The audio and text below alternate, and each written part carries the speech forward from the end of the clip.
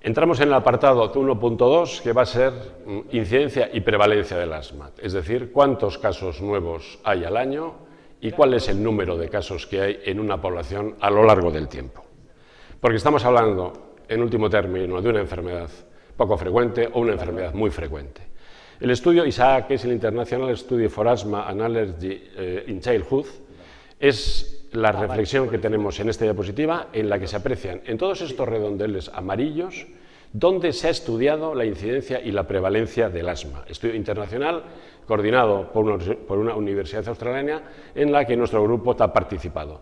Vean, y se puede apreciar muy bien, que este es un estudio que está distribuido a lo largo de todos los continentes.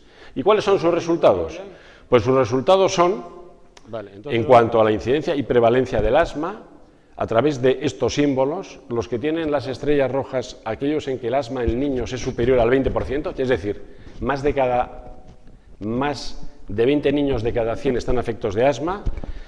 En rombos amarillos, entre el 10 y el 20% de los niños están afectos de asma, en verde, entre el 5 y el 10, y en azul, por debajo del 5. Observen cómo hay bastante disparidad de criterios, hay bastante disparidad de incidencia y de prevalencia del asma. Si nos fijamos algo más en la zona superior de la diapositiva, que esto se corresponde con nuestra área geográfica, Europa, estamos entre situación de rombos amarillos, entre el 10 y el 20%. Algunos países entre el 5 y el 10. Por lo tanto, es una enfermedad muy frecuente en niños, que mínimamente en nuestro medio va a estar entre el 5 y el 15%.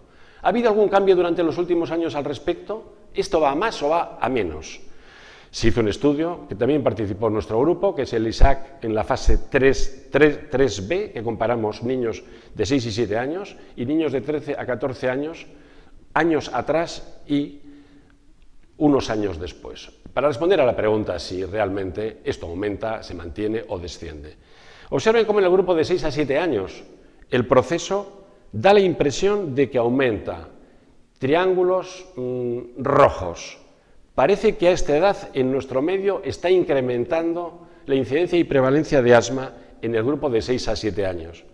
Por el contrario, si observamos el grupo de 13 años a 14 años, se está manteniendo los que suben con los que bajan, con los que se mantienen. Podríamos decir, en resumen, que en el grupo 13-14 años, globalmente, el asma no parece que aumente.